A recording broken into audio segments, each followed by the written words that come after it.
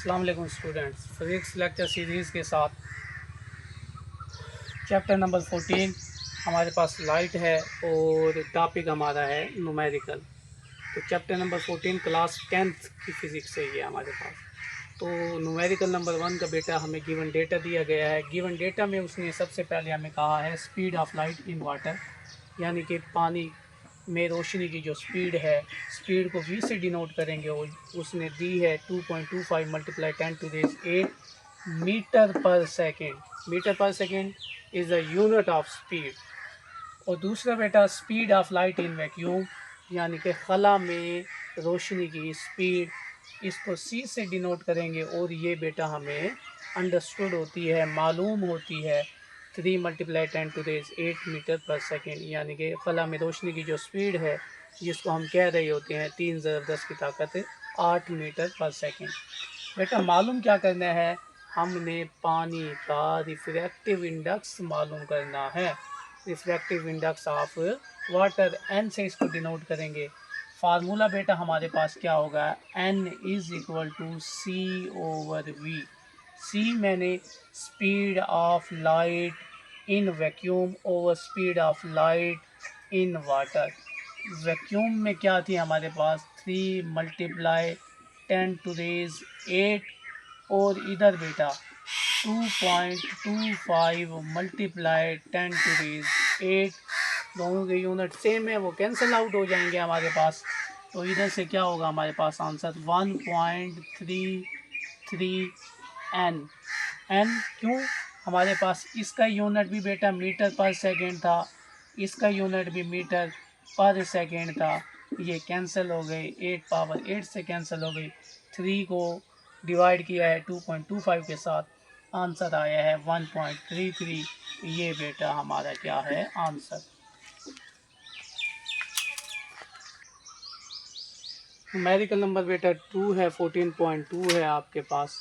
उसके given data में बेटा हमें क्या कहता है, ray of light in air, हवा में रोशनी की जो शुआ है उसको n1 से डिनोट करते हैं और वो है उसकी value 1.0। Ray of light in गिलास, यानी कि गिलास शीशा जो है आपके पास मटेरियल इस्तेमाल हो रहा है, उधर जब रोशनी की रे पड़ती है, रोशनी की शुआ उधर से गुजरती है, पास आउट होती है, तो उसकी वैल्यू क्या है n2 1.5। नंबर 3 पे एंगल ऑफ इंसिडेंस, ये जो हमारे पास सतह है, ये एक प्लेन से दूसरे प्लेन में ये गिलास है आपके पास इस तरफ, और ये इधर बेटा आपके पास एयर है।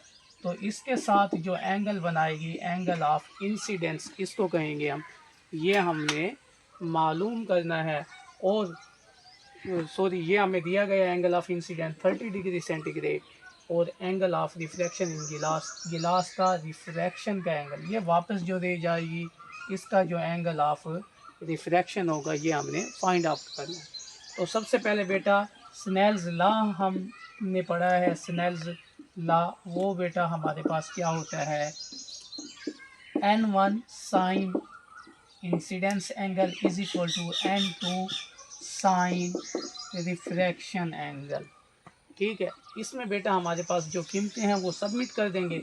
n1 हमारे पास है 1 मल्टीप्लाई साइन इंसिडेंस एंगल क्या है 30° इज इक्वल टू n2 आपके पास क्या है 1.5 और साइन r आपके पास गिवन नहीं है, r हमने मालूम करना है।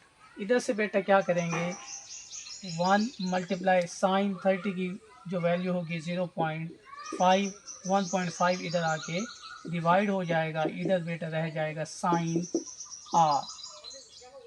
इनको मुख्तसर करेंगे बेटा, ये आपके पास आएगा 0.333 साइन r। हमें तो बेटा रिफ्रैक्शन एंगल चाहिए, तो इधर r इधर ही रहेगा। ठीक है, साइन इधर आके इन्वर्स हो जाएगा, 0.333 is equal to r। r की बेटा जो वैल्यू आएगी हमारे पास वो क्या आएगी, r इज इक्वल टू आपके पास 19.5 डिग्री। ये रिफ्रैक्टिव एंगल आ गया है।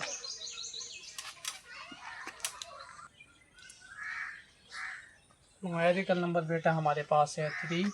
तो इसका गिवन डेटा बेटा हमें दिया गया है। एंगल ऑफ इंसिडेंस हमें जो दिया गया है वो 40 डिग्री सेंटीग्रेड दिया गया है। रे ऑफ लाइट एट गिलास स्लेब के ऊपर क्योंकि रोशनी गिर रही है तो ये हम खुद एज्यूम करेंगे, क्योंकि न्यूमेरिकल नंबर बेटा हमने 1 में जो उसने दिया हुआ था, 2 में वो गिलास का वो 1.5 दी हुई थी, वही हम एज्यूम करेंगे। इसी तरह ray of light in air, हवा में से जो रोशनी की शुआ गुजरती है उसके लिए जो उसका रिफ्रैक्टिव इंडेक्स लेते हैं वो 1 लेते हैं।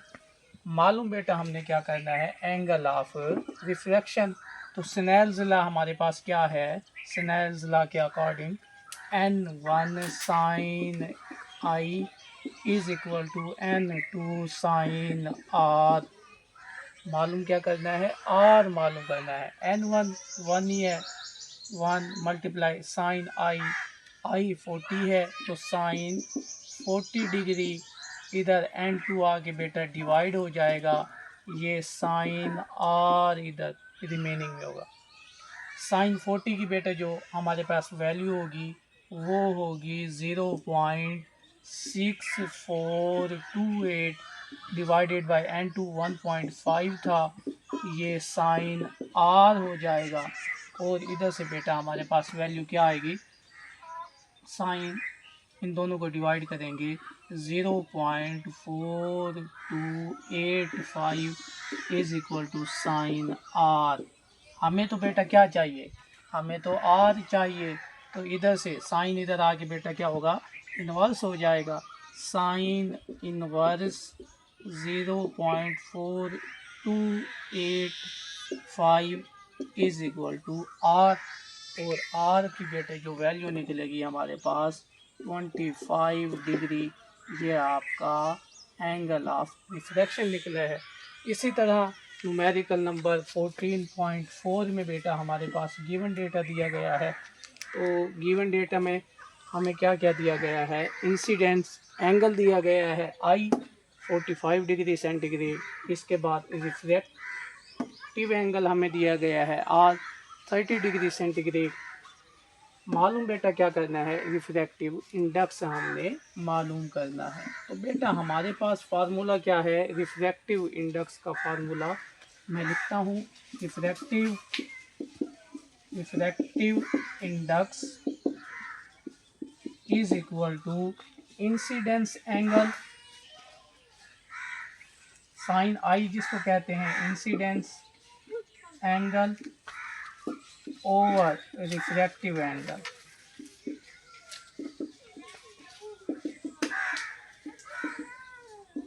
क्या बेटा, n बराबर है sine i over sine r. तो बेटा हमारे पास क्या है, sine 45 degree divided by sine 30 degree. 45 का आंसर क्या आएगा, 0.7071 डिवाइडेड बाय 0.5। तो बेटा हमारे पास इसका आंसर क्या आएगा, n इज इक्वल टू